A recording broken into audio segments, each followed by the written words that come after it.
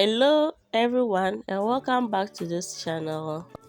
Today I'm making this konkonte and ayoyo soup. So I have my ingredients that I'll be using here, which I'll be listing in the description box below. Let's get started. So in this large pot I add some water in there, then I cover it, and I have other two cooking saucepans. The other I have just added some palm oil and the other some water. So I've just chopped my tomatoes, onions, and I've added some chili pepper. I'll give it a stir. Then in the other saucepan, I quickly add my ayoyo into the heated water. Then I'll be adding some potash, which I just dissolved in water, to the ayoyo. This will speed up the cooking process and also make it very slimy. So now the water in my pot is boiling. I'll take some of the boiling water and set it aside. Then ready, this is my konkonte. Then I just add it into the boiling water and I'll start stirring.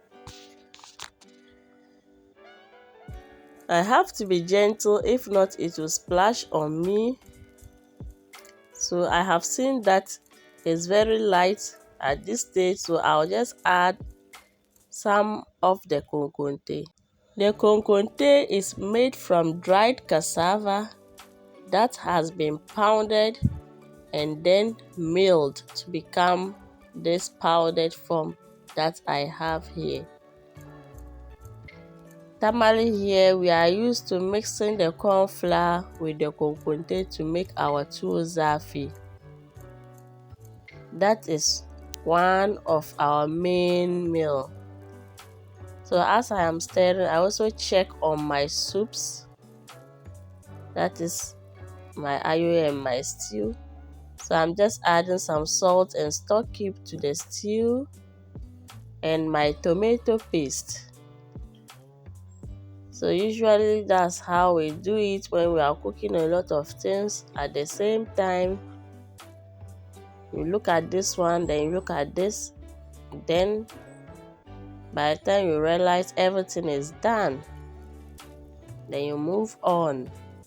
So I'm adding my fish straightforward. This is fried fish that I'm adding into my stew. So with ayoyo, you have to prepare the stew separately, then the ayoyo soup too separately. So I'm back to my konkonte and I'm just being careful. So I'm now adding the water, that is the hot water I set aside, just to make it soft for me.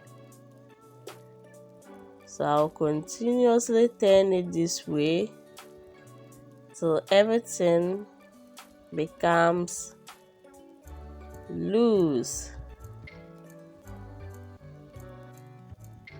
And with the remaining of the hot water, I'll be adding it gradually to get this consistency. Now my konkonte is done. This is a very cheap food because with the konkonte it doesn't cost much here. At this stage, I'm just concentrating on the ayoyo to see how far it has cooked and also to check on my stew. So they are all okay, so I'll just switch off the flames. Then I'll package my konkonte. So this is what I'll use to package it. Please, if you are new to this channel, don't forget to subscribe, like, comment and share my video to your friends and family. I hope to always see you on this channel.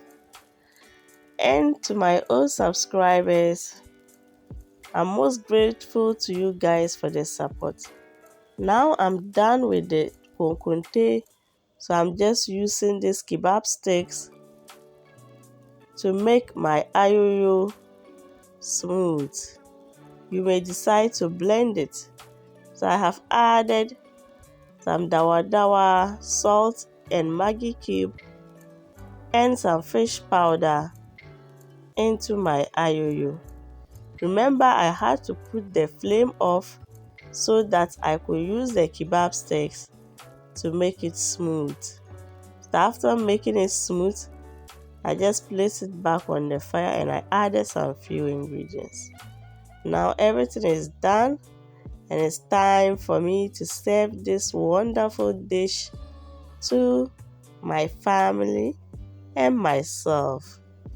I hope you do try this because it requires less than 30 minutes to make it.